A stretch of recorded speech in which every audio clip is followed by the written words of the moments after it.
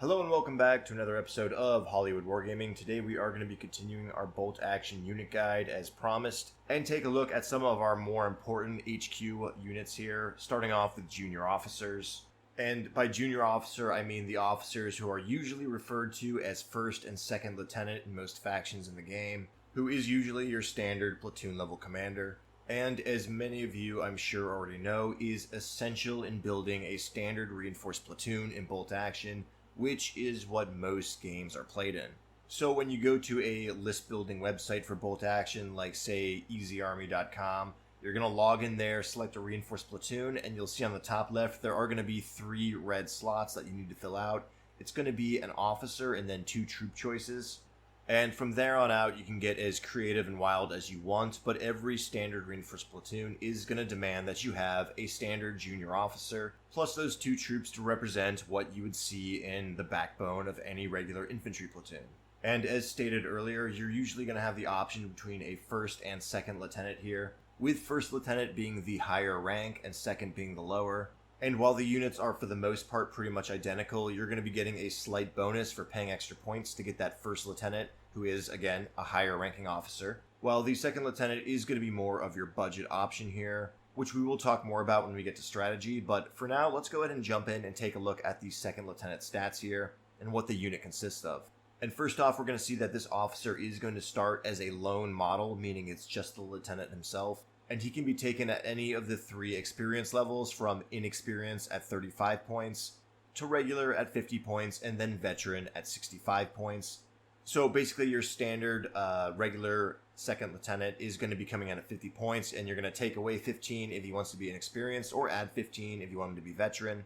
And this officer can be accompanied by up to 2 extra men, who will cost 7 points per model at inexperienced, 10 points at regular, and 13 at veteran. Pretty close to your standard infantry squad there. And all 3 of these men will be able to take either pistol, rifle, or submachine gun at no extra cost. It's worth mentioning that the German command squads will get options for assault rifles, which is an added bonus. But jumping ahead a little bit into strategy here, as we all know in bolt action, there is the small team special rule where units of 2 or less models get a -1 hit modifier for incoming fire, which greatly increases their survivability. So most of the time, the pro gamer move is going to be running your officer with 1 extra guy to increase his damage output and survivability with that extra wounds, but also keeping that -1 to hits to kind of prevent incoming fire. Yes, having that 3rd guy with a free submachine gun or assault rifle is pretty tempting, but ultimately I think it's a little bit better to keep that small team modifier and spend those points elsewhere in your list. Okay, so now we have a regular second lieutenant at 50 points plus his crony at another 10 points. That's 60 points for 2 guys with a submachine gun. That's quite the tax. What's going on here? Well, of course, in the HQ section of the Bolt Action 2nd Edition rulebook, we are going to see that these guys are bringing a little command bubble along with them. And this little command bubble will be a 6-inch radius around the officer himself, and it will confer 2 bonuses that kind of get better the higher they get in rank.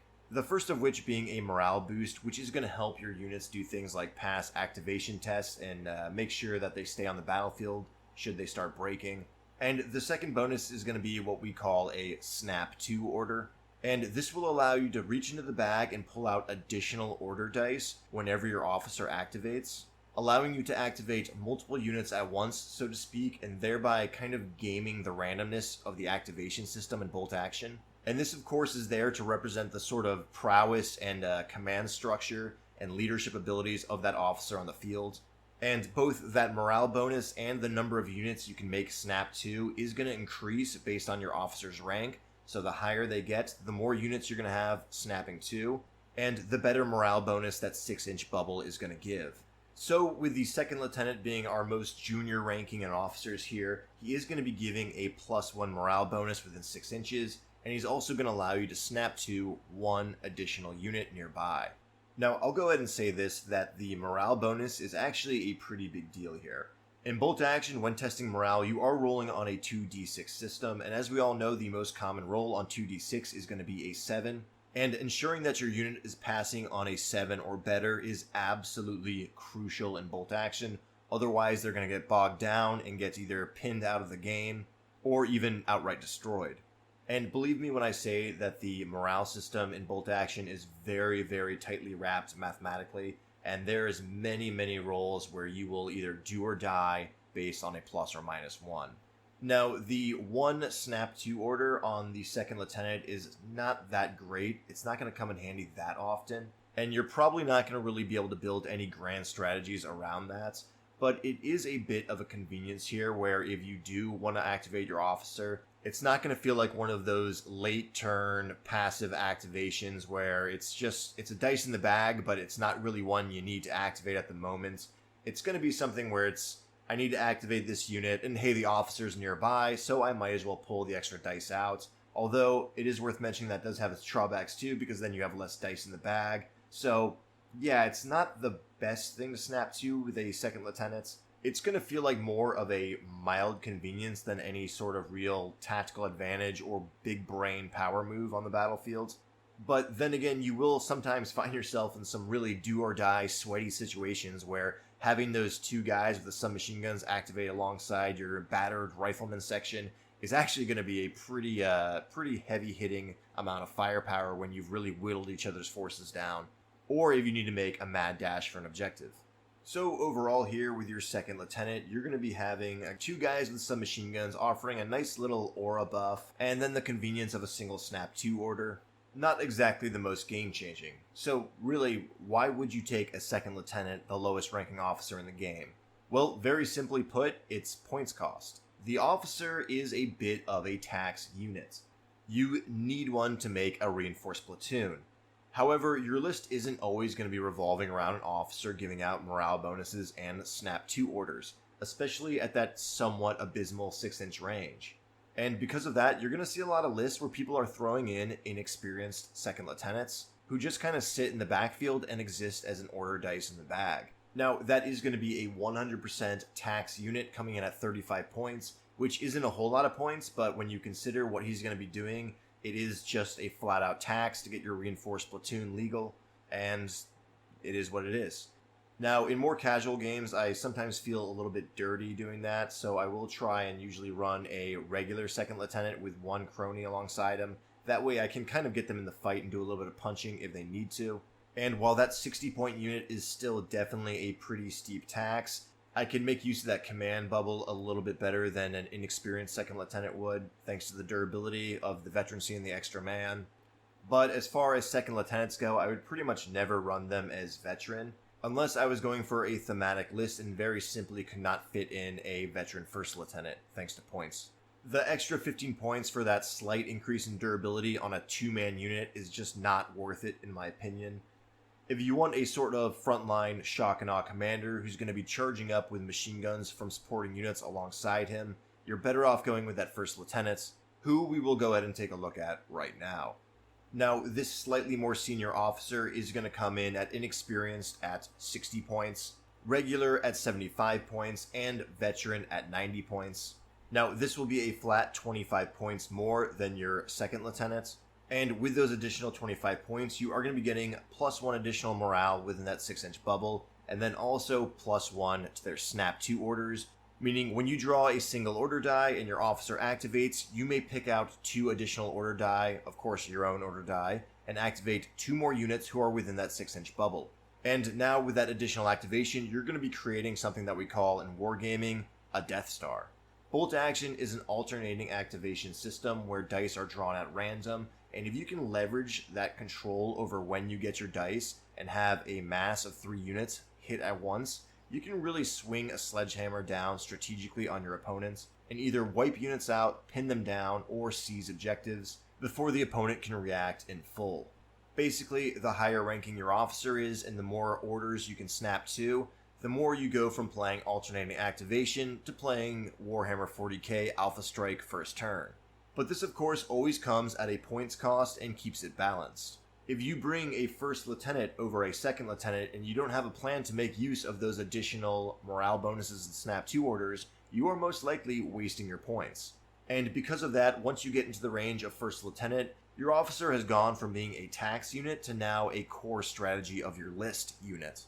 And because of this, I always recommend that first lieutenants are taken at least at regular veterancy, or perhaps even veteran. And you're definitely going to want at least one assistant alongside them to create that ablative wound and make sure your officer doesn't get taken out by stray bullets. Now, if you want this first lieutenant to be a real spearhead unit leading the charge with some elite corps alongside him, let's say you have a German Grenadier Force and you have 2 squads loaded with STG assault rifles, and then you have your command squad with your first lieutenants, then you can definitely make an argument for taking a 3rd guy in your first lieutenant units to get a little bit extra firepower out of him with that free assault rifle or submachine gun. But again, you will be losing the small team hit modifier, which I am personally a very big fan of. But once you are up close and personal, you might end up in melee combat, where that 3rd extra guy is going to go a long way, especially if you have the Tough Fighter special rule conferred from a submachine gun. It's definitely an option there, but it's going to really depend on how aggressively you want to play your officer and his 2 supporting units, who are snapping to. If this first lieutenant's going to be sitting back and snapping to things like machine gun teams, or fire support squads, or anti-tank guns, then maybe you don't need to go so aggressive with it. At that point, you can probably stake out and go with a regular first lieutenant with 1 extra guy, while a more forward and aggressive commander is going to benefit from having the extra bodies and the extra veterancy, but again, it's going to come at the cost of points, and sometimes you simply can't fit that into your list. So overall, for your mandatory officer slot in the reinforced platoon, it can be as cheap as a bare 35 points, which is just a strict tax unit, or a fully kitted out first lieutenant shock and awe unit who has 3 guys running around with submachine guns or assault rifles coming in at 116 points, which, needless to say, is a pretty dramatic range of price there. And in order to decide which option you want to go here on that wide spectrum, you're really going to need to be aware of not just how you're building your list, but also how you're going to deploy and maneuver them across the battlefield. And it can be very easy for newer players to quote-unquote waste points by running something like a first lieutenant without actually having a real game plan as to how they're going to make use of those additional morale bonuses and snap 2 orders with just a mere 6-inch bubble. So if you're new to bolt action and you're just getting into the hobby and you haven't really played that many games, I would recommend start by running your officer in your reinforced platoon as a standard 2nd lieutenant with 1 extra guy alongside him with a submachine gun. Keep them within 6 inches of a very important unit, perhaps a machine gun squad guarding a back or midfield objective, or any larger unit that you need to do some heavy lifting with. From there, you can get the feel of how officers operate, and then you can either cheap out on SKU list, where you go with a token officer, inexperienced 2nd lieutenant, or a more specialized 1st lieutenant, leveraging the game with those additional activations. But in many of my early bolt action games, I did feel like I was overspending on my officer, and in future iterations of the same lists, I would go back and deduct points off the officer unit in order to beef up other aspects of my reinforced platoon.